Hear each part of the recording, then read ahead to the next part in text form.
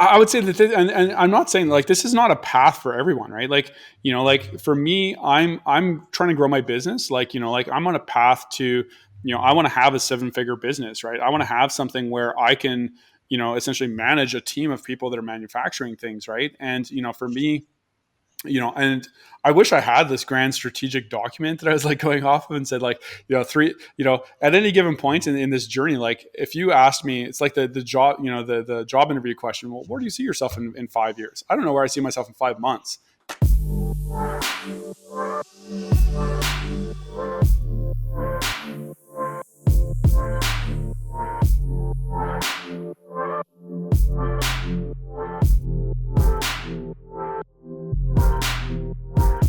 Welcome to the Laser Source Podcast, the #1 podcast if you're looking to grow or scale your laser business, or if you're just getting into lasers. We've got everything you need to know, especially now because we've got the great Alex Campbell here joining us on the podcast. Again, it's our second week in a row with him.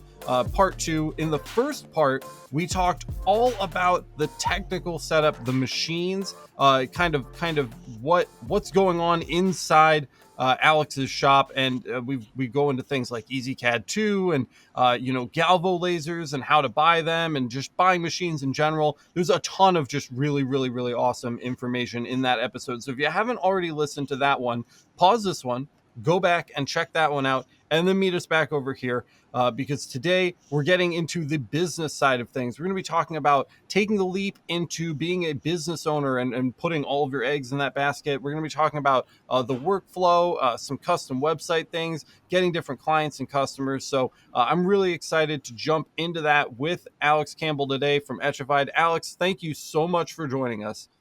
Well, thanks for having me on the podcast. Yeah, of course. It's so great to have you back here for part number 2. We've also got with us today Tony. What's up, Tony? Hey, what's going on, everybody? Gio's over here hanging out. How's it going, Gio? Good. How are you? And Lithgow Lights from Down Under. What's going on, Lithgow? Hey guys. All right. Not a lot. Good. Hey, that's good because we're here. We want 100% of our focus and attention on Alex because he's got gold. We're opening the treasure trove here, and I'm really excited to pick your brain. The first thing that I really want to ask you about, and I've got my own stories I'm not going to bore people with today, but I love hearing other people's stories on this front, is how you decided. You were sitting at work one day, you're working a full-time job, you're doing whatever, and you're like, well, this is it, I'm done, I'm going to start my laser business. How did you make that decision? How did you know it was the right time? What steps did you take when you started? I just let me know. Let's hear about it.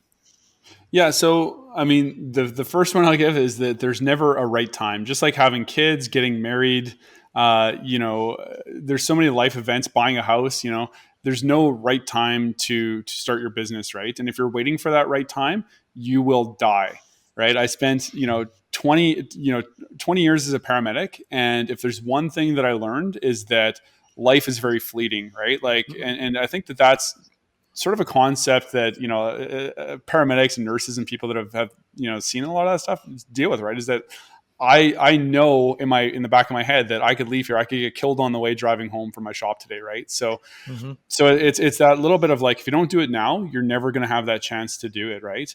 But basically, as we sort of talked about in the last podcast, if you haven't listened to the first episode of the podcast, I recommend you go do that. There's some more origin story stuff there, but basically, I was working for a big, governmental, health department, right? And really, I've always been interested in entrepreneurship and business and technology, right? And I'd worked on actually in the last few years, a couple like really big, cool technology projects where I actually spent 6 months actually investigating apps for CPR, like crowdsourcing CPR. So someone has a cardiac arrest, like you send out like a text message to anyone who has this app downloaded and they go do CPR, because if you don't have CPR done on you, if the ambulance shows up 10 minutes later, you're done, right?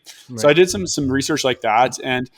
But what I found was that, the larger our organization got, and I was working for like literally, I mean, it's the second largest corporation in Canada, like next to the military. So I mean, it's that big, 100,000 employees, right? But there is a lot of, and of course through COVID and stuff, is that a lot of the focus really shifted from doing things that were like innovative and cool to like just keeping things going, right? And I mean, I've been a behind the scenes paramedic. I haven't been a frontline paramedic for quite a long time, right? But what I really saw was that, there was not as much innovation happening. And for me, like, it was just a fulfillment thing, right? Like, I was like, okay, do I really want to like, go up, become a middle manager, great wages, pension job and stuff like that. But really, in the end, it just wasn't a fulfillment of the work.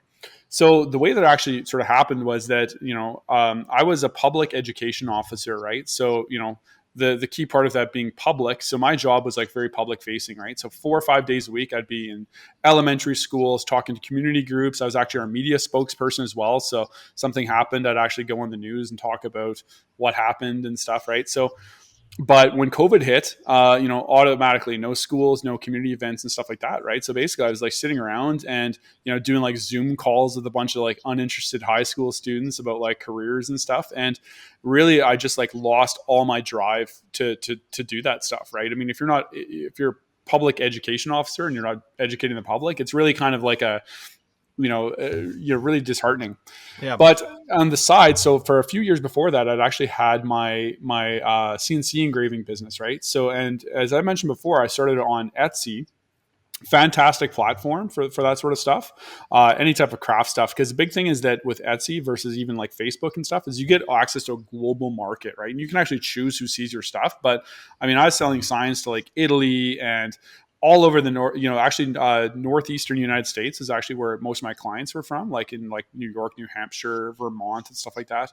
And I was selling those signs, but what I found was it was really just such a negative experience, right? So like, as most people know, with like custom Etsy stuff is that there's very limited customization ability, right? So it's like you can put in like a couple lines of text of what you're looking for, but really it's up to you to go back and forth with the designer. And really for every sign I did, I was spending an hour or two of like design work, and I was using the Vectric software stuff like Vectric VCarve Pro. Yep. To the designing, sending renderings back and forth with the customers. But what I sort of came to the conclusion on was it wasn't good for the client, and it wasn't good for the maker, right? So it's like no one's having a good experience doing this. So I basically started thinking about like, I'd worked with, companies like Vistaprint and stuff like that in the past. And I'm like, well, if I can order like business cards or t-shirts or like other promotional goods, why can't I order laser engraved items the way I can order a business card, right? I'm like, it's same sort of, same inputs really. It's just, how do you get that output?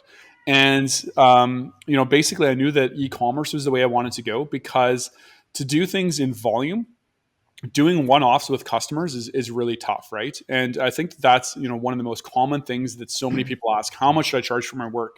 Well, it's different, right? Because I can have a client that walks into, because I do some job shop work, but I'll have a client walk in my shop and they'll be like, okay, here's like a USB stick with what I want on my thing. And the next one comes in and they're like, well, I want something kind of flowy. And, and then you sit there for like half an hour going through fonts and stuff. And what I do is I actually have like a 27-inch monitor. I just turn it so that we can both see it. And then we just sit there and like in Lightburn, I just do up the design and I just import like an image of what we're engraving. So like if they bring in a cutting board or something, I actually just take a picture of the cutting board, upload it into Lightburn, and then do the layout right on the cutting board. So there's no questions of like, okay, how is this done, right? So that when they leave, they have basically an idea. They take a picture with their cell phone or whatever, and then that they know that that's what it's going to look like. But even that, like, it takes so long that even if you're charging, a minimum $35, $45, it's just not cutting it for the time you spend. So I started poking around. I built a bit of a Shopify store because I knew that I wanted to sort of sell through there. But my goal with building my Shopify store was finding a plugin that allowed people to design things. And in the print world, it's easy, right? You can go through like Printful. You can actually do drop shipping. A lot of people don't know this, but like if you want to do like start a t-shirt business, you don't have to touch a t-shirt to do a t-shirt business. You can like go to like Printful or like Custom Cat and stuff like that. And then basically you can like load a plugin for a Shopify store that sends the designs to them. They make and fulfill your order and send it to you. And a lot of these like canvas companies that do those sort of like, they make like big canvases for your walls and stuff with the pictures. It'll be like 30 companies feeding one factory. So there'll be like 30 different storefronts and they all feed one factory that makes them, right? And that's the grand scheme of things, that's might be down the road for what Etchified does. Right. Actually, the like manufacturing side of things, where people can just, I can just get orders through other companies and not do the sales, but that's something else. But so I found this plugin called Zakiki, and it was basically had the features I wanted, right? So for one, it could do like an engraving preview, where I basically say that you're only allowed to have like a gray color. I wish it could do like an overlay, like a silver overlay on like a cup or something. But like with a cutting board, for instance, you can actually do a reduced opacity, like a dark brown reduced opacity overlay. You can't do a drop shadow or anything that would really sort of simulate the engraving, but it's a pretty good approximation, right? But the other features are that someone can upload their own artwork, and it actually will remove the background from their artwork. So you can go on Google Images, find any image of a cowboy, whatever you want, and as long as there's not like a ton of color in it, it will upload to my site. Now, there, it's not the end all be all, right? Because the interface, especially on mobile, about 65% of my clients order from mobile devices, which is something you can just find out through analytics. But the experience on mobile, I mean, phones are not meant for graphic design. Like, as much as people would like to think they are, they're like, it's not meant for graphic design. The interface has some things where it's like sizing text and like rotating things can be a little bit clunky in that. But for the most part, I mean, I just hit over 16, like in 1 year that I've basically been operating my website, I hit 1,600 online orders with very little issues. Like for people, I've maybe gone back to 5 people and asked them for like a better logo or like different artwork or something. Mm-hmm. And for the most part, it just works. It has trouble because it basically works on like a threshold type thing. It has a little bit of trouble with like reds and yellows and stuff. But for the most part, especially like someone uploads like a black and white image, it'll just put it on their cup or their cutting board. Or soon I'm actually getting into dog tags, like pet tags, like things like Ridge wallets and stuff like that, and jewelry as well. So I'm actually really expanding out. I'm using my fiber laser, and I'm going to be expanding my metal offerings as well as things like cake pan. Like I'm doing those like JDS cake pans as well. But all of them, you can get basically a good approximation of what you have. Now, basically, I took all that stuff and basically built a website. And then all of a sudden, like day one, I started getting orders, right? And I'm like, okay, well, this is actually working, right? And between that and then my CNC work, so I had like, once again, like I had this huge, like 4 foot by 8 foot industrial CNC router. All this stuff is in my garage. So I got like a Galvo CO2, a 3 foot by 4 foot gantry CO2, a 4 by 8 foot CNC router with like a 5 horsepower dust collector and stuff. I had to run extra power to my garage now, and stuff. Are you still working at this point? At this point, I'm working full time. Yeah, right. Yeah. So this is all just like my side gig, right? Yeah, exactly. Right. But basically like when I started getting busy, I was coming home from work and I was working for 6-8 hours sometimes, or like staying up till like 2 or 3 in the morning, getting up at 6 and then going to work again. Right. And it always been in the back of my mind that I wanted to, leave and start my own business. Right. But it's like, there's never that right time. But, as we mentioned in the previous episode, I found this co-working space, right? And it was this co-working space. And because I was processing a lot of wood at the time and doing a lot of these live edge signs, I wish I had like a one of these to show you. Like there's just, maybe I'll send you a couple photos of some of this stuff that you or we could check it out in the Discord as well. Yeah. So, so I was making these like absolutely like just gorgeous signs. And I thought that was going to be like a lot of my business. So between Etsy and then Etchified, my website, I was starting to do some good sales, right? Now, when you're working from in your garage, those sales, like that money goes a long way, right? So then all of a sudden I'm putting money away. I'm saving up to get, the big Galvo laser and stuff like that. And it was going pretty good. But then I found this co-working space and I'm like, oh my gosh, like, and then I was just talking to the people there and I'm like, okay, these are the people I want to spend my days with, right? Like these are creative people. This is where I want to spend my time. Iron sharpens iron, right? It's like you gotta be around those motivated entrepreneurial people and you kind of hone those skills yourself too, just by surrounding yourself with those kind of people. Yes, I mean, there's a guy making like ultra high end lighting fixtures, and doing like all the design and like he had like a Haas mini mill, and you take like chunks of raw aluminum, make them into like $2,000 light fixtures. And there was like I said, like a toy maker, graphic designers, a perfumer, all these guys doing just like incredible woodworking, right? But what I found with that is that my laser engraving just kept growing and growing and growing. And then I found that I was enjoying the woodworking less and less and less. And a lot of that was to do with just like, return on your time investment, right? So like the woodworking stuff, it's like your profit margins seem high, but it's a high time investment, right? So you might be making, you take a $40 chunk of wood, you turn it into a $300 sign, but your time investment is 4 or 5 hours, right? So like your dollars per hour is actually a lot lower than you'd think with any of the custom wood stuff, right? Plus, when I was actually working with like real woods craftsmen, like people that knew what they were doing, I was like, oh, actually, I don't know a damn thing about woodworking, right? Like, so I'm like, I can make live edge signs, but like, this idea of like, making end tables and stuff, like, and even at that, like these guys would be putting, 50, 60 hours into something that they're making like $1,000 on, right? And I'm like, okay, well, that's, not a, sustainable business model, right? Like if you have like super low overhead, it's one thing, but, like as I was growing, like my overhead was becoming more and more. And then the other thing was lasers and a wood shop don't mix. So basically every day, like I'd come in, all my tumblers, like on my carts, you can see how like I have these like U-line covers on my carts and stuff. Close them up every day. I come in, they're like everything's covered in dust. My gantry or my Galvo CO2, like I'd be blowing like sawdust out of it every day. And then basically I was like, okay, I need to get out of here. So sorry, when I moved into the co-working space, that's when I decided to quit my job, put in my resignation. So I'm actually still on the books as a casual paramedic. And actually through like November, December, like -20, I actually had to reorient and like go on the ambulance again. So I was actually like middle of the pandemic, I spent like 2 months working on the ambulance again. And for me, that was my time that really solidified. I'm like, like this isn't for me anymore, right? Like it was, like working the pandemic, like, and I mean, shout out, I mean, it's September 11th today. So I mean, like shout out to all the first responders, all the frontline workers and stuff that have kept going through this pandemic. Yeah. I know today can be a tough day, especially for like the firefighter brothers and stuff, but man, like, it was just something that like, I just didn't have in me anymore. Right. And I mean, anyone, if you talk to police officer, paramedic or whatever, like there's excitement, but I mean, like the bulk of your day is just dealing with other people's crap, right? Like it's, like other people have, it's like, you're not saving lives. Like, I can kind of like my entire career, I've probably saved like 10 lives, and like, some of them are like, lives. But it's like only saved 10 lives, everybody.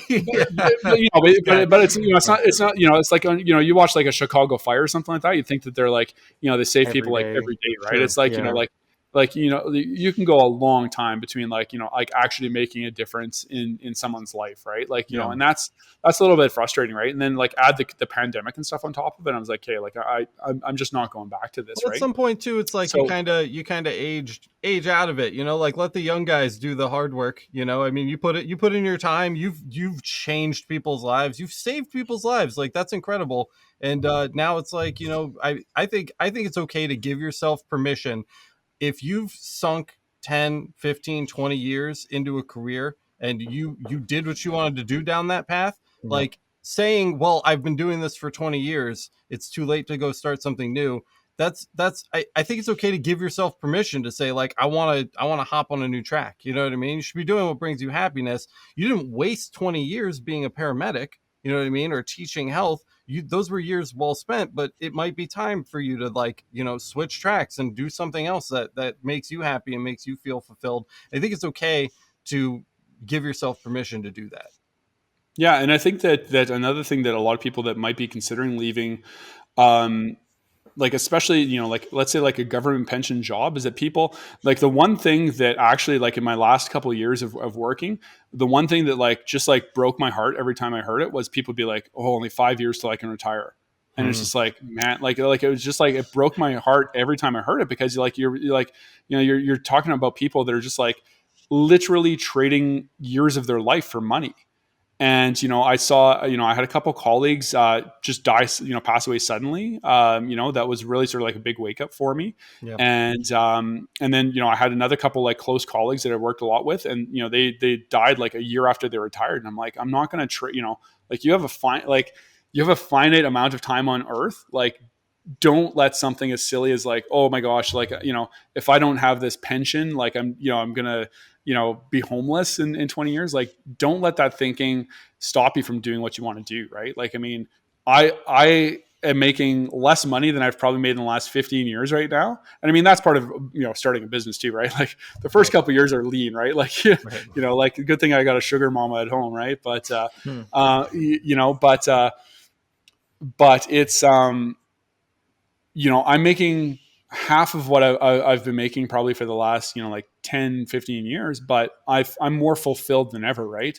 And I think that there's this fallacy that people think, when they get this job and they're like, oh, my version of success is like living in this neighborhood or driving this car or whatever. Like my version of success is like waking up in the morning and not going like, fuck, I got to go do this again. Right. I wake up Yeah. in the morning and I'm like, check my phone. I'm like, oh, I got like 3 sales and stuff. And I'm like thinking like, what's my next products? Like how am I going to do this? Like I'm thinking about like the day's production, stuff like that. Like It's addicting. there's nothing there's nothing I'd rather be doing. Right. And that to me is like probably the biggest validation. Right. And luckily for me, I was able to like, once I moved out of the co-working space, and they were awesome. I mean, they let me break my lease early because I found like I'm in the perfect shop. I'm in about 1,200 square feet on the main floor, 600 square foot mezzanine, lots of storage and stuff like that. But I mean, like I'm in like what most people I think would call like a dream shop. Right. And I mean, like I'm a year into my business and it's just been like absolutely awesome. Yeah, being able to like wake up, set your own schedule, do what you want to do when you want to do it. You're calling the shots. There's just like an infinite pool of energy that you can draw from when it's yours, and it doesn't matter what is yours, but if and when it is yours, it really kind of like breathes fresh life into you in a way I don't think that you can even really understand without getting a taste of it. You can kind of like picture it, like, man, it would be nice to work for myself. But when you're really in it every day, I totally get like you check your phone, you're like, oh man, I got a couple orders, or like, what products am I going to add? What services can I add here? Even with the channel, I'm like, what lasers can we add? You know what I mean? To like show people, I'm like constantly researching and I can't stop. Like, I can't stop doing it. I'm doing it all the time because it's fun and it's fulfilling and it like brings you just this kind of like weird ethereal happiness that you can't, it's very hard to pinpoint, but that's really really great to know. I'm super happy to hear that you're doing well and that you found something that brings you that kind of joy. I think that's really really awesome news, and I think that'll give a lot of people that are listening hope that it's not too late. You can start now, and you certainly have the power to walk down that path if you're ready and you want to. What we're gonna just like, I'm gonna just throw, there's absolutely no good segue because that was a really powerful to hear that from you. But there's no good segue for that because it's such an emotional and powerful thing. But what happens when I go on Etchified and I do my little thing on Zakiki and I click submit order? Where does that little packet, my little order, what happens Where to it does when it go? when it goes to Etchified? Yeah. Yeah. So first of all, I will say that like Shopify has been an awesome, an awesome platform, right? And like I would highly recommend it. It's there's definitely some bugs and stuff like that, but like basically Shopify is like a lot of the infrastructures where you can plug in apps, right? So basically, like you get Shopify, it's like the core, it's the skeleton, and then you use different apps. So I have like an app called Locksmith, for instance, that I can actually like lock out a collection. So that's actually something I'm experimenting with because let's say I have a police department that orders a whole bunch of items from me, right? They don't want their logo available to everyone, but they want their members to be able to go in and use that logo to design things, right? So I can actually lock out things like lock out a collection or a product so that someone could actually go in and like, have like a Edmonton Police Department login to actually do that, right? And that's just an app, right?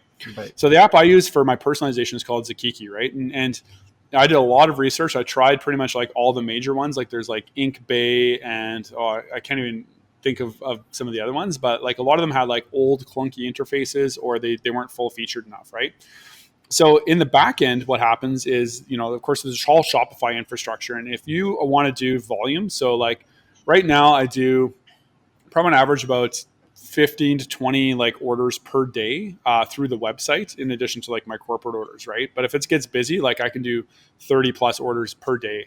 So, and if you don't have a system for managing that, which is like what Shopify is good at, it can be really, really cumbersome, right? Because Shopify, it integrates with my shipping and stuff like that. So I can actually just, send it off to my shipping app, click on shipping, get shipping and stuff.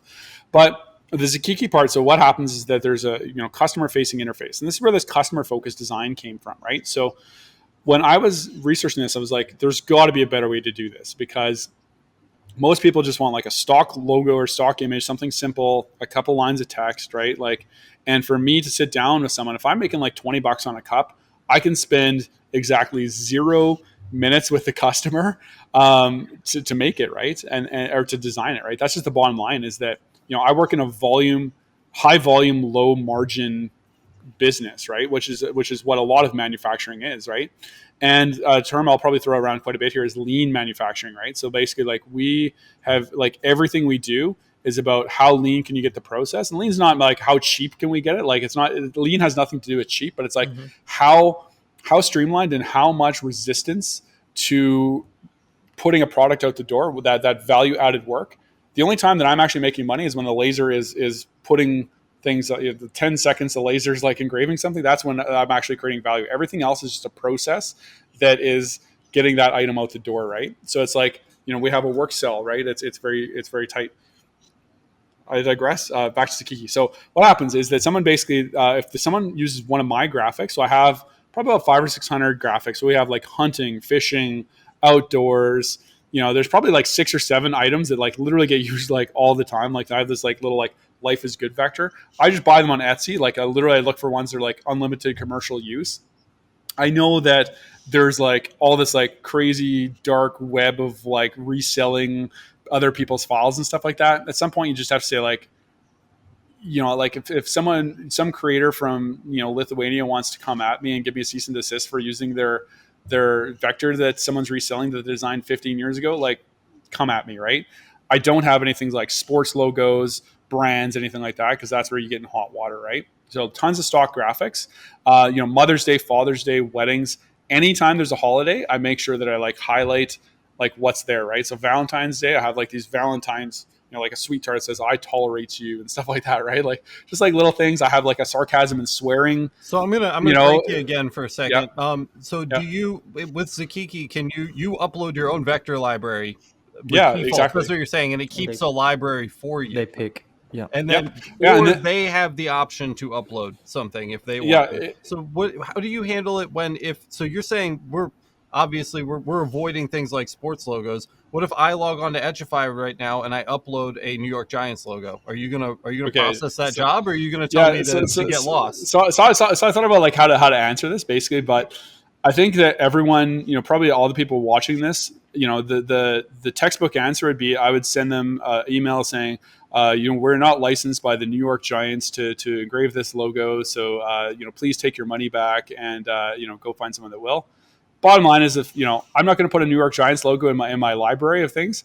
Someone submits a New York Giants logo with Happy Father's Day from, Brad on it, I'm probably going to engrave it, right? That's chances of, and that's the thing, right? So there's nothing in my display case that has New York Giants. I'm not selling you a product that is a New York Giants thing, but if somebody comes in and they're like, I'm making a Father's Day gift for my dad, you know what I mean? And they ask, I'm probably going to run that job for you. Yeah, and that's one of the things that like annoys me on like the Facebook groups is that like, someone will be like, oh, well, if someone wants this engraved, like, what would you do? And there's all these like social justice warriors that are like, I would turn them away and tell them to, go report me to Disney or something like that. But it's like, the bottom line is that like, for the most part, like this like one-off stuff, I'm going to engrave it, right? Right. And the ones that everyone, always, and the funny thing is that like all these people are like, oh, Disney and Harley Davidson won't come after you. But I have yet to see like any evidence of, a Harley Davidson cease and desist letter from someone. And, the crazy part is I live in Edmonton. Like I live 400 miles north of Montana.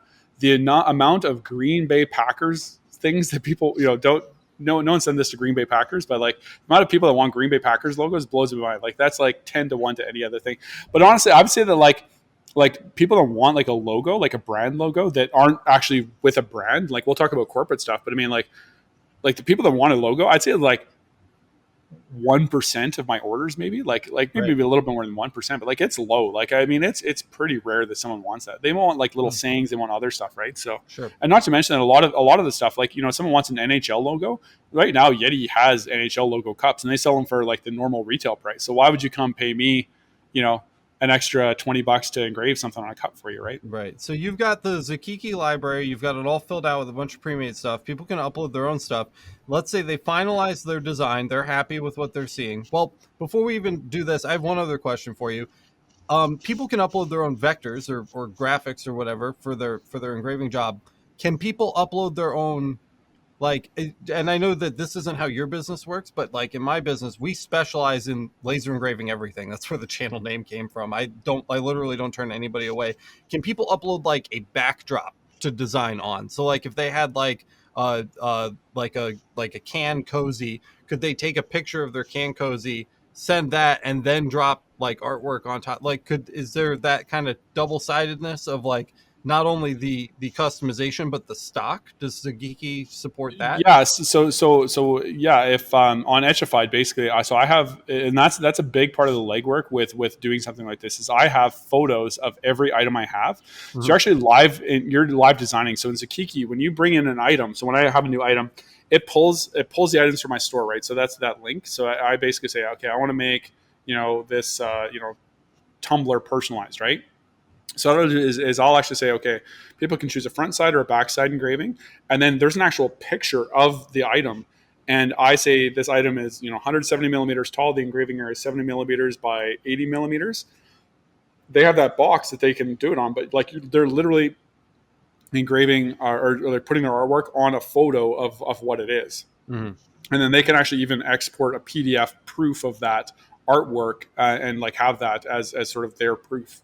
So they couldn't take a picture of an item they owned and upload that and then customize No, that? no. So, but that's where I'd sort of differ because I really, that's like job shop work to me, right? So like Right. that's the type of stuff where like local customers bring in items for me to engrave, but all the stuff I do through the store is all stock that I carry, Yeah. and then people buy stock that I carry, right?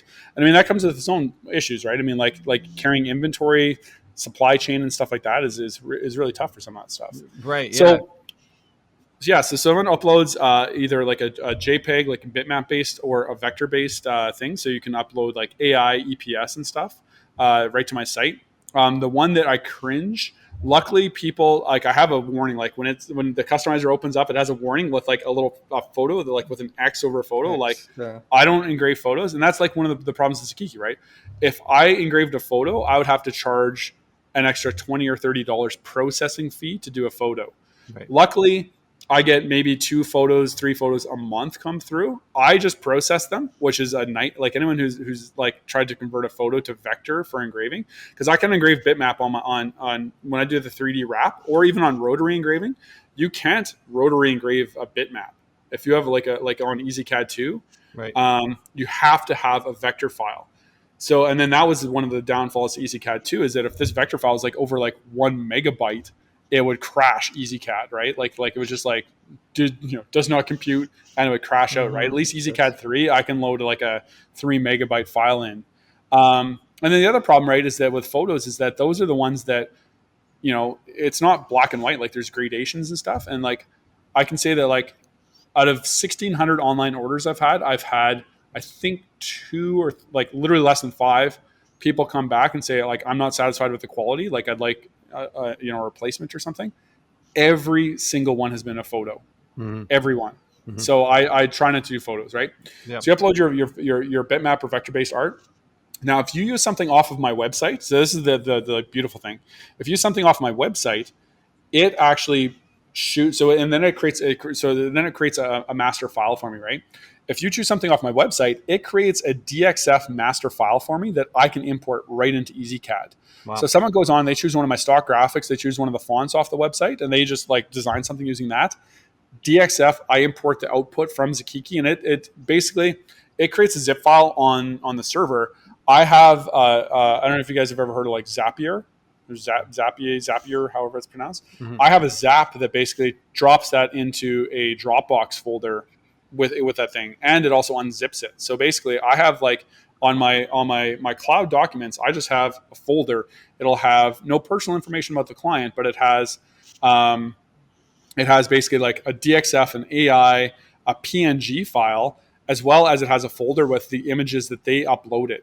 So if someone uploads a graphic or something like that, and it doesn't come through, or the engraving doesn't quite look, the render doesn't look quite proper, I can then take that base graphic that they submitted, and then I can actually trace that. And once again, I use Lightburn for like the entire workflow, right? And it'll do that. But the DXF and the way that Zakiki works is if I have the proper dimensions, it even comes in the right dimensions. So like literally, like my workflow is I open up the file, bring it into EasyCAD. I know basically just from experience, like what the placement on the cup is. So I know that, like, for instance, like my middle placement is like 62.5 millimeters in the y-axis. Enter that in, 3D it. So that's what I call it. We call it 3Ding it. It's not. I know it's not technically a verb, but we 3D it. Wrap it around the cup or the bottle or whatever it happens to be. Then we hatch it and then just send, right? So it's a really like fast workflow. Wow. I'd say from the time that we like open an order to process it to the time it's in the box ready to go is definitely less than 10 minutes. But like I'd say like most items are probably 4 or 5 minutes from the time that we open up the file to like actually dump it, right? Wow. Now if someone has a bitmap, that adds the extra stage of having to trace it. Now we get actually really good. So whatever they see on the website, actually, so the preview that they see generates a 300 DPI PNG file. 90% of the time, we can actually trace that PNG file. Then the fonts are good enough and stuff like that. We can trace that PNG file and then just like literally like, on Lightburn, Alt T for trace, enter, Alt X to export it. Like that's how fast it is. It's like 10 seconds in Lightburn, right? And then we will upload that into the same folder. So we keep all the folders, and then I also keep, because I have a lot of repeat customers actually that are like, hey, I ordered a cup for you like 6 months ago. Can I get like 40 more of those, right? And then basically I put it back in that folder, and then we archive all of those just on a cloud file, right? So yeah, I mean that's the workflow, right? So sometimes like probably like 1 in 10 orders, we might have to do like a little bit of advanced tracing, but like for the most part, and I think that's one of these like fallacies that I think people would have, right? Is they'd be like, oh, if I let people like upload their own artwork, it would be just a dumpster fire of like spending all day every day in Illustrator. But it's like we have a workflow, and like that's our like lean manufacturing aspect of this, right? Is that like the way that we can make profit on high volume, like low margin items is the fact that 4 or 5 minutes we can go from opening that particular sales file on Shopify to having it ready to, boxed, shipping label printed, everything ready to go. That's so powerful. You've got me rethinking my entire business model over here, because we do job shop work, and I feel like to even approach your levels of like profit and success that you've experienced in your first year, I would have to charge 3 times more than what I'm charging here right now. So being able to do that and do it so lean and so fast really blows my mind. I can't even wrap my head around it, honestly, because I've been doing things so long this way, and it's really incredible. I know that you've been talking with Tony a lot about getting him set up in a similar fashion. He has set items he wants to sell. He wants them to be customizable. Zakiki's going to be a great fit. Hopefully we'll get a chance to talk a little bit more about that in this week's Patreon episode, but I'm going to do what I do, and I'm going to crack the whip and move us along here. So the website itself, we live in a like modern 2021 world where you have to be on 80 platforms, 80 social media platforms, and you have to maintain your website and you have to maintain your social media presence. What's your experience with that and getting orders? Do you keep up on social media, or are you like all gung-ho onto the website? What's kind of your experience with that, and like gaining customers? What kind of customers are you serving? That kind of stuff, and how are you bringing them in? So once again, so like I really focus on the lean manufacturing concept, right? And honestly, like, so let's just to be clear up front, because of my website and the way that I do the business, is that only about 40% of my actual like sales volume, like sales numbers, like gross income is from website sales. The other 60% is from corporate sales. Now, so in my early days of doing things, so Etsy, once again, so like I'd recommend if anyone is interested in selling stuff, get on Etsy. Etsy has a lot of like good like local buying stuff now too. do the Facebook marketplace, do the local things, because the bottom line is that if you're not making a good product and people don't want to buy it, like that's probably something you want to know like upfront. Or if you're, trying to make something that like, people are buying, like I literally, so I actually just fired my first customer because there's this guy and he came in and he's like, oh, can you like laser cut some letters for me? I'm like, yeah, okay, whatever. I like have a laser, I can laser cut some letters. But then he's like, came back like a week later and he's like, can you laser cut more letters? And then like, he just like showed up with like this huge like sheet of like, here, can you cut all these letters? I'm like, dude, like you can go on Alibaba and buy MDF letters for like a penny a piece. I'm like, just go do that, right?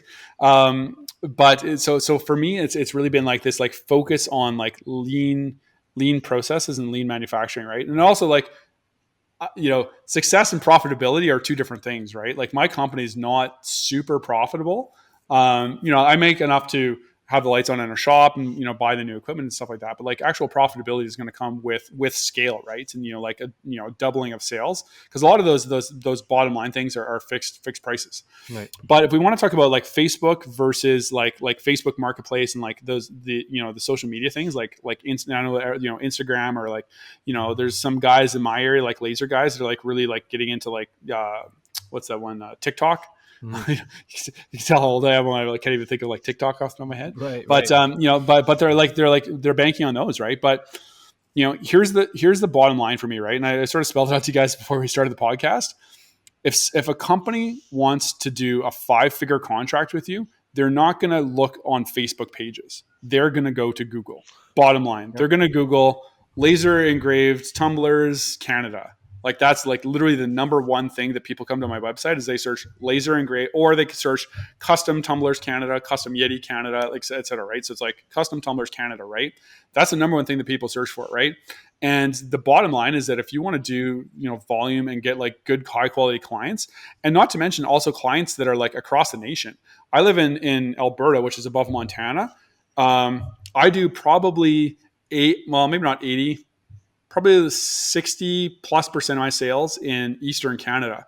So like Ontario, Toronto area, like just like north of New York, that's where I do like most of my business, right?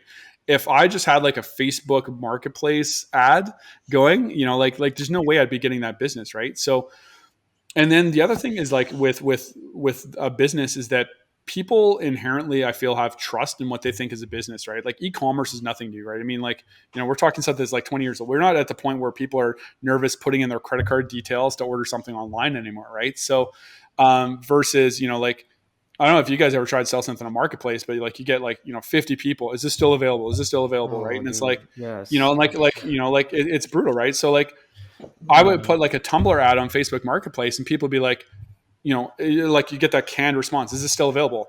Yes. Okay. These are available. Here's how the process works. And so you spend all this time like making a response or whatever.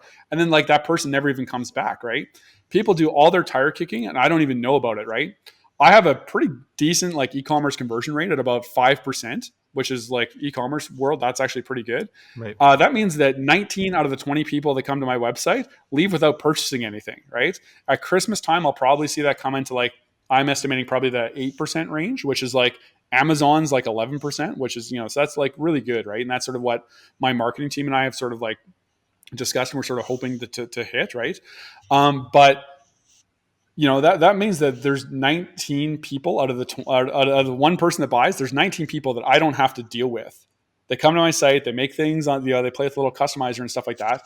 Now, I acknowledge freely that some people don't have any computer design chops and might be turned off by the fact that they can't come to me and order a tumbler. But the bottom line is I'm trying to run a business. And if I'm going to spend 45 minutes designing a tumbler to make $20, they can go to, get her done laser engraving in their neighborhood to the guy that has a K40 with a rotary.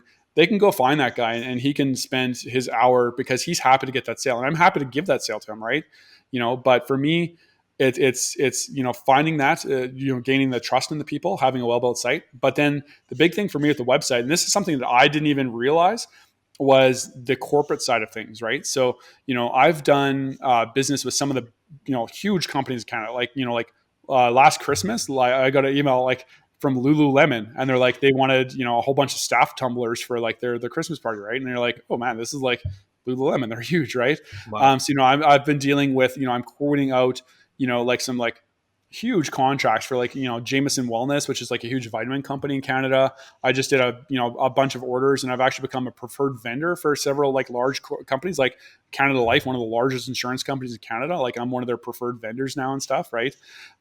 So getting the trust of the businesses also has to have this official feeling to it. Right. They're not surfing Insta to find like, laser engraver in my area. They're going to Google. They're saying like, wholesale tumblers, Canada, wholesale custom tumbler, that's what they're searching for, right? They're not looking in their local area. So, and it's a bit of a different concept, right? And I don't want to say that like social media isn't a part of it. I fully acknowledge that my social media is like not where it needs to be, because a lot of people, like my wife, she buys a lot of stuff from like Instagram ads and stuff, and that's where she's searching to find her stuff, right? But for me, Google's a known quantity, right? I put X amount of dollars into Google ads. I can go on analytics and see.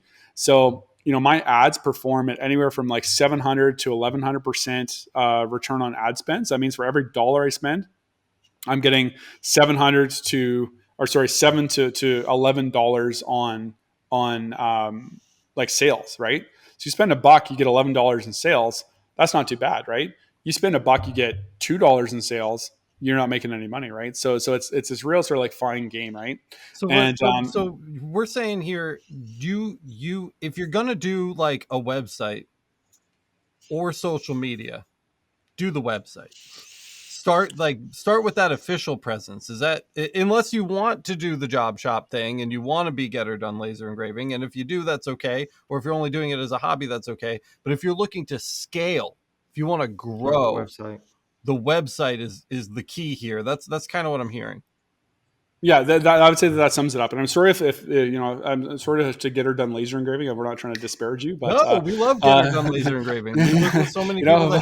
I'm Get Her Done Laser Engraving with a YouTube channel at current. So no offense intended or taken, but that's I'm trying to learn here too, because at some point you do want to grow and scale. And unless I start a McDonald's chain out of Get Her Done Laser Engraving, and you go from the first, In-N-Out burger to, 50 In-N-Out burgers, where you're doing this kind of mom and pop shop stuff, with a brand, and that's like a whole different path.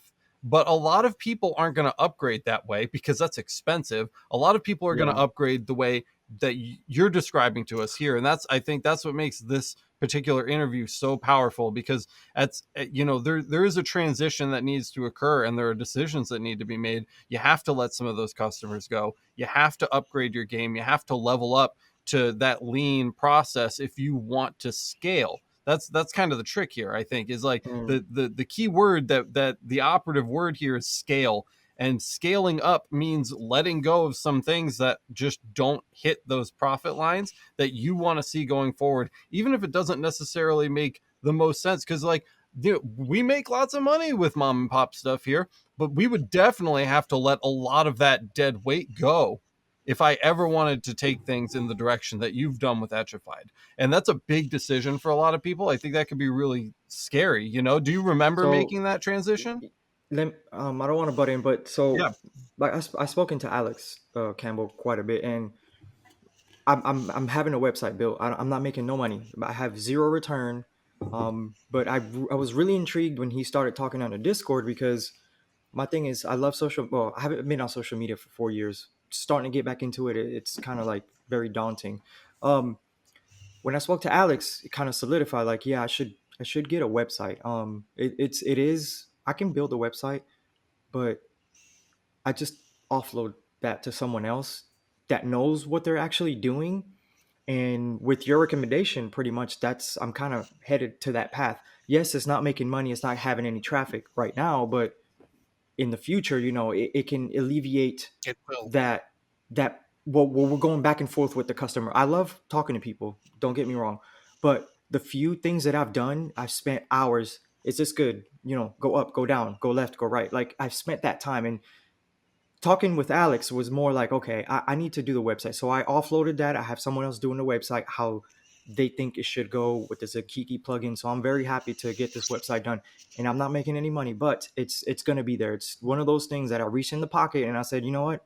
Let's spend the money on that. So. You're in a great position too, Tony, because I feel like with kind of like how we were talking about last episode. We were talking about the Glowforge, right? And how you wished you could have skipped the Glowforge.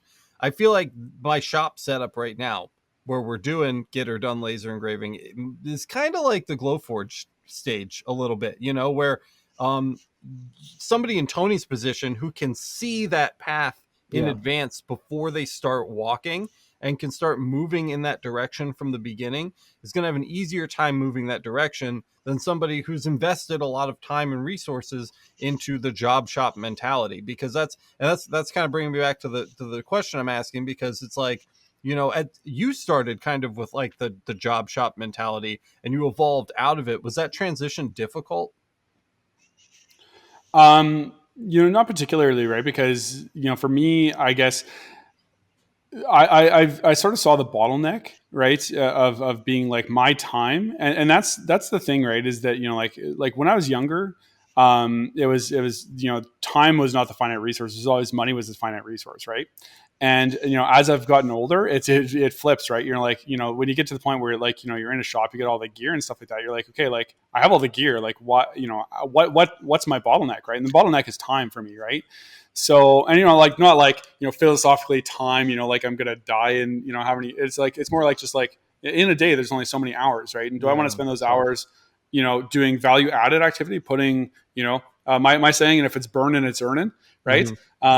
You know, do I want to spend my time, you know, burning cups, or do I want to spend my time dealing with, you know, like customer after customer after customer, right? And from my experience, the customers that walk in, those are the neediest customers, right? Like those are the ones that are like that are tough to deal with, right? And I mean, it's, I would say that, and I'm not saying like this is not a path for everyone, right? Like, you know, like for me, I'm trying to grow my business. Like, you know, like I'm on a path to, you know, I want to have a 7-figure business, right? I want to have something where I can, you know, essentially manage a team of people that are manufacturing things, right? And, you know, for me, you know, and I wish I had this grand strategic document that I was like going off of and said, like, you know, you know, at any given point in this journey, like if you asked me, it's like the job, you know, the job interview question, well, where do you see yourself in 5 years? I don't know where I see myself in 5 months.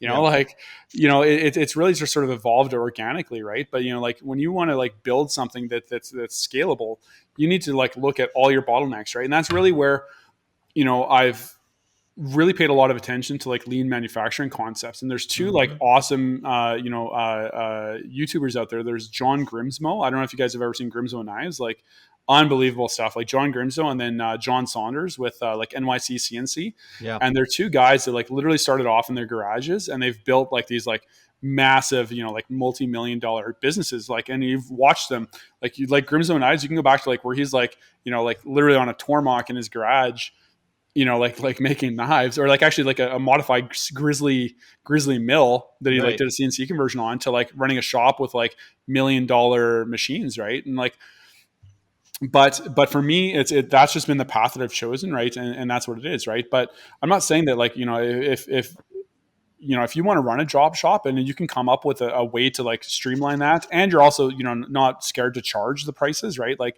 you know, this woman that came in and she had like a golf, you know, like a golf trophy, and like she wanted like just another line burnt onto a golf trophy, right? And I'm like, okay, like, you know, it'll be $30. And she looks at me, she's like, I'll give you 20. And I'm just like, you know, like that had never happened to me before. Like, you know, now I'd probably be like, okay, like, you know, go to the other place that will turn this around tomorrow for you. You know, like, oh, wait a minute, they've all shut down. But then also, like, to me, it's also, you know, like you look at it in like traditional engraving shops, like there's not very many of them around, right? And you have to look at like, be like, okay, well, why is there not that many around anymore, right? So it's kind of this thing. And, you know, I'm also saying that, like, not saying that like you can't run a successful business off of social media alone, but for me, it's the time investment that it takes to run that social media, and like the amount of time it takes to invest to be able to, you know, interact with people and stuff. That's a lot of effort, right? To you know, get a payoff, right? And the bottom line is that, you know, if you're a big corporation, you can, you know, they hire social media managers to do that stuff. If I'm one person, you know, is my time better off paying a company to manage my Google ads, or is my time better off spent, you know, like every day going back and forth with people being like, well, yeah, can you get this, you know, this color of Yeti tumbler that was discontinued 2 years ago? And, you know, that's the only thing I want to buy. And, you know, then, you know, give me something frilly with a unicorn on it, right? Like, like that's just how I've chose to have my business, right? Bottom line is, if you're getting into this, like I did a lot of job shop work, right? And it can be fun, but as if you choose to scale, right? I mean, my overhead now for my shop is more money than I used to make doing laser engraving, right? Or even like CNC wood signs, right? So and that's like the thing is, you were saying that the bottleneck is time now. You have a million hats to wear because you're a business owner. What parts of this are you sending out? Are you doing any marketing on your own at all, or do we outsource that? Did you outsource your website design, or are you doing that by hand? What parts of this do you find value in maintaining direct control over, and which parts are you willing to send out and have other people deal with so that you can focus on your business?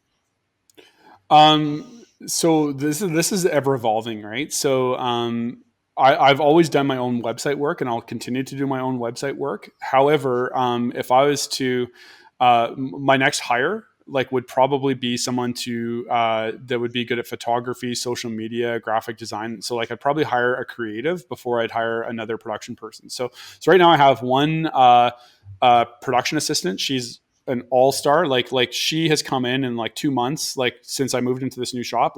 She basically runs production, right? And honestly, on a daily basis, I can sort of be relatively hands off with production, and that's been absolutely fantastic, right? So, and she works 5 hours a day, 5 days a week, and that's been working just absolutely fantastic. And then come Christmas time, she'll likely move to a more full-time position, right? So that's once you have the system, right? So it's not so a part of that in lean manufacturing, lean process is building your entire core values around a system that anyone can do, right? So it's this turnkey business idea. And there's an excellent book that I'd recommend to anyone who has an entrepreneurial spirit at all, called The E-Myth. And there's an audiobook version of it. The E-Myth Revisited is the one that I listen to. And it's awesome. Basically, it really talks about the different hats you need to wear. So there's an entrepreneur that's the visionary, the person that's okay, they have the growth mindset.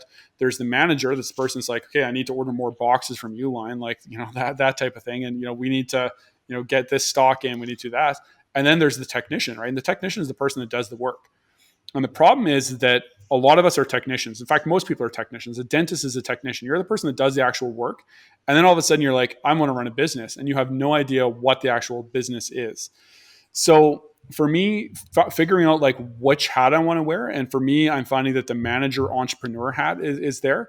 And I love the technical aspect. Don't get me wrong. I love nerding out about lasers and stuff, but when it comes down to production, I've now realized that that sort of stuff I can, and because of the systems that we've built around, making this easy and streamlined process to actually get things out the door, I can hire someone now to actually run the sort of day-to-day production. So I still work on research and development of new items. I still work on the website, all the, purchasing I still do, but that's been a big one.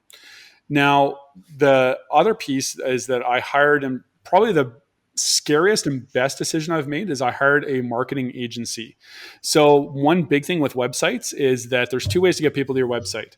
There's organic search results, and then there's paid search results. Now, organic is cheap. That's just someone Googles, laser engraving New York, and they find, your laser shop, right?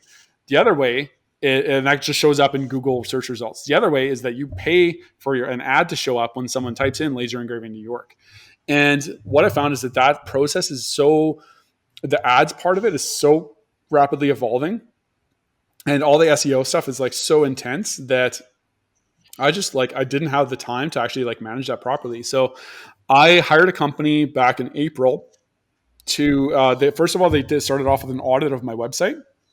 So, and that was we're not talking small fry money, but I've always come into this with the growth mindset, right? You need to invest money to make money, so they did an audit of my website and came back and they said, here's all the things that we do. All your, none of your photos are tagged properly. So people are searching for things that are not going to come up. None of your metadata is good, all that stuff. So they did an SEO analysis of my website, but then they actually looked at my Google ads campaigns that I was running. And they said, okay, this is kind of a disaster. This isn't converting well, et cetera, right? So basically I paid them a lot of money, $5,000 up front to do all of the work. So they did all the SEO on my website, helped me really do a lot of things to like clean up my website and how Google finds my website and when it's crawled by like Google or like I guess some weirdos probably use Bing, but but like when my wife, yeah, I don't know what you guys do in Australia, but just Bing it, right? Yeah, but like so they cleaned that up for me, but then like the expensive part and the part that like I still question whether like I'm getting the best value out of them, if I'm not changing my product lineup, it's probably not the best value, is that I actually have them on a retainer. So basically on a monthly basis, they go through, they do all my updates with SEO, and then they also optimize my Google ads. So they look at what's like keywords, like, so if I'm spending a lot of money, if someone's, searching like, custom laser engraving, Ontario, and they're looking for like job shop work or something like that, and it's coming up with like my stuff, I'm paying for someone to click on that ad, but it's not getting me anything. So they go through and they clean all that stuff up. That I spend as much money as that on that as I spend on actual Google ads.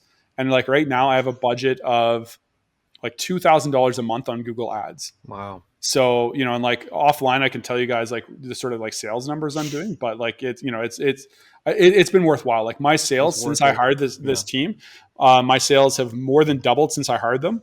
And like every month is a record month. And what we're seeing is that as time goes and the SEO stuff is working, the SEO it's flipping. So I'm actually getting a higher proportion of organic search results that where people are just searching for custom personalized items in Canada, and then they're finding my stuff. Right now, where I'm going to get the value out of them is that I've focused a lot on tumblers, but now especially that I've got my big CO2 Galvo working for a wide variety of objects, so things like cutting boards and other items, I'm going to be adding a whole bunch of lineups, right? Because really I want Etchified to be the site where people come, not just for custom tumblers, right? Like, everyone, I have the, you guys ever like the Dave Chappelle episode where like he's got like and he's like, you got any more, I can't remember. Yeah. You got it. Yeah. There's a meme of that, right? So I have the meme up here. It's like, y'all got any more of them Yetis? It's like, because people just are like, like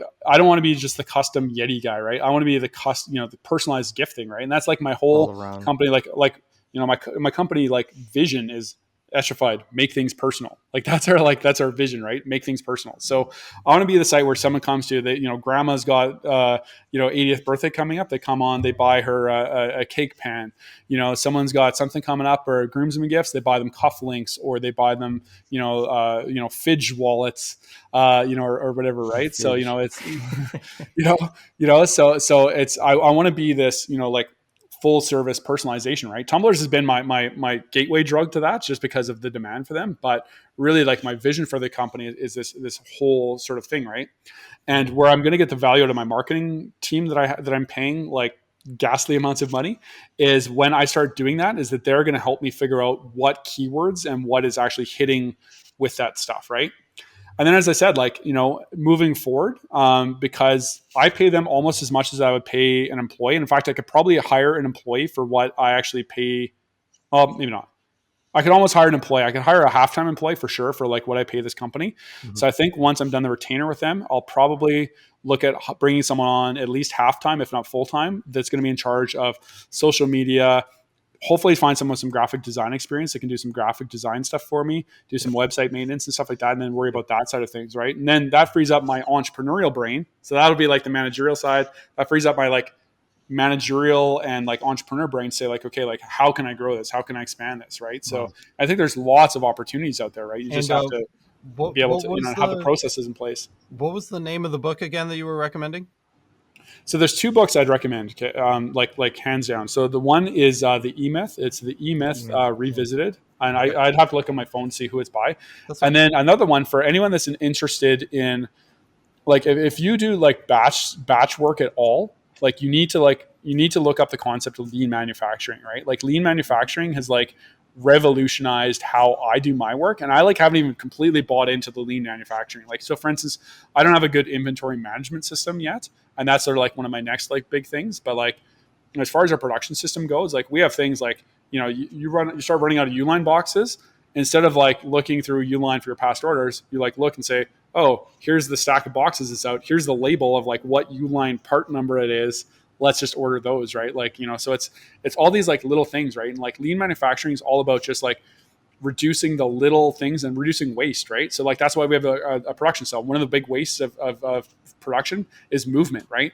If you have to walk across the shop every time to get a box, you need to pack something, or the shipping printers across the shop, then that's wasting time, right? It's also wasting, reducing your actual waste, like your scrap waste. So rework products. So making sure that, like having systems in place to like check things. So we have tons of burner cups, right? I'd rather, take a spray painted burner cup and take the 10 seconds to do a test engrave than I would to wreck a cup because we don't have a graphic right or something like that, right? So it's a lot of these tons and tons of concepts. So the book is called The Toyota Way.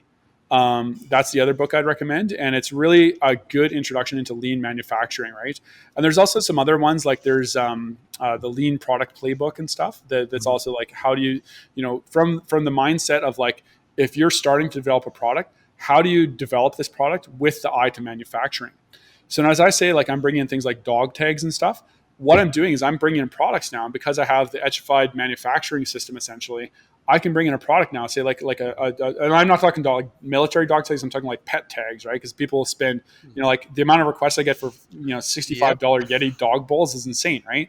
Yep. But like pet tags. So, but because I have this lean production system, all it is me taking a picture of it, uploading it to Zakiki now, and then making them when they come in, right? So I got and the fiber laser. So I'm building my fiber laser production cell now, right? That's going to have all of the fiber laser items there with all the boxes, all the packaging stuff, and then basically have the cell. So like an order comes in for dog tags, you go into the fiber cell. Order comes in for tumblers, you go into the tumbler cell, right? So much value to provide on that, and I've got a ton of questions too. I really want to cover all of that. We're going to cover it in the Patreon bonus episode. It's coming up. So if you guys have enjoyed listening to Alex Campbell and you want to hear what he has to say after I'm done rudely interrupting him, go check out the Patreon episode. You can find it over at patreon.com/lasereverything. If you're not already a supporter over there, we've got a bunch of different tiers that provide a lot of different value. The cheapest tier will get you access to that bonus episode. There's other stuff. You can get live streams from the channel, instant access to our CO2 and fiber laser parameter libraries, and just a ton of other value. There's loads and loads of value in there for you. You go check that out. It's lasereverything.net I don't even know what to say. It's patreon.com/lasereverything. I've got so many URLs. Patreon.com/lasereverything. The ebooks, again, that we would want to check out. We'll go ahead and link these all in the description for you so you can check them out. We've got the E-Myth Revisited, the Toyota Way, and the Lean Production, or the Lean Production Playbook. Was that what it was? Lean Product Playbook. Lean Product Playbook. So we'll link those down in the description so you can check those out on Alex's recommendation as well. Alex, seriously, man, thank you so much. You've given away so much value today. This is probably the most valuable episode of this podcast that we've had ever, and possibly will have for a long time, because it's just been such a concentrated force of energy from you. You really know what you're talking about. You're living it right now. You're not somebody looking back on this process from 10 years ago. This is all really, really fresh and very, very real. And I think people are really going to take so much away from being able to listen to you talk about these subjects. I know that we can see you on the Discord. We can have a chat with you on there and see the kind of stuff that you're actually working on day to day in the shop. But where else will people be able to find you if they wanted to follow you on like social media? I know you do have a couple accounts and of course your website.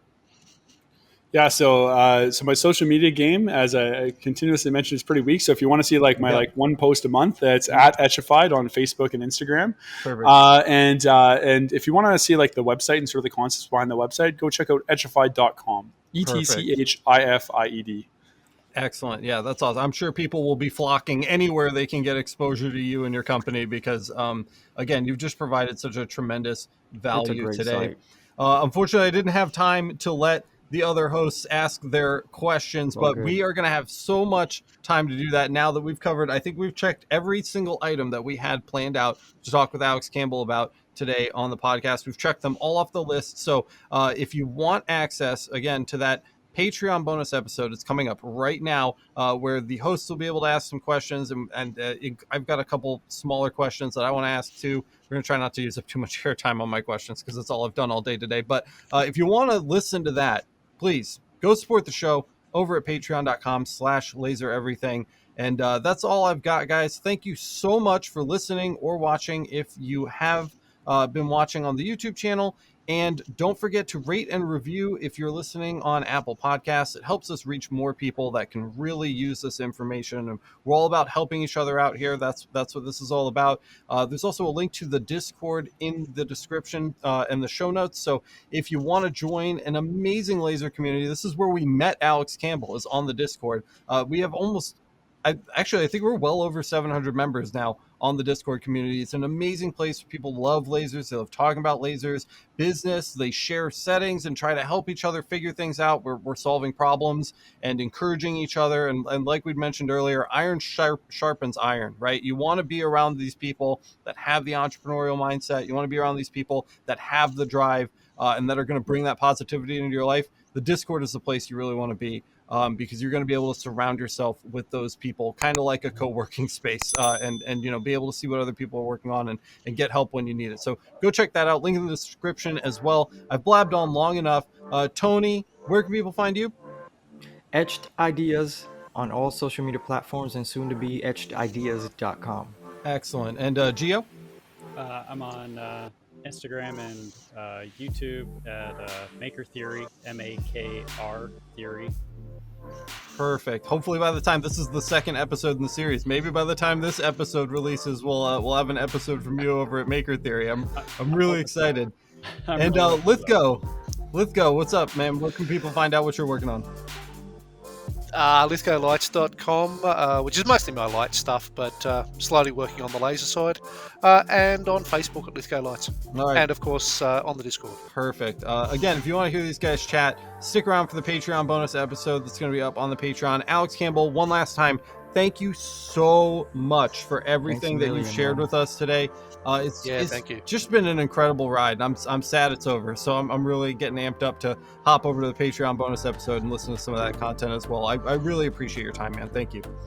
Well, yeah, you're very welcome, and Alex, I think that all of us can say thank you for bringing the laser community together. I've been waiting a long time for to have a community coalesce like this has. So between like the Discord and the Patreon content, I thank you because you are a big inspiration to a lot of us too. So thanks. We're working really hard to bring people just like really good information, and being a Patreon supported channel makes that super easy because we're beholden to them and helping them out.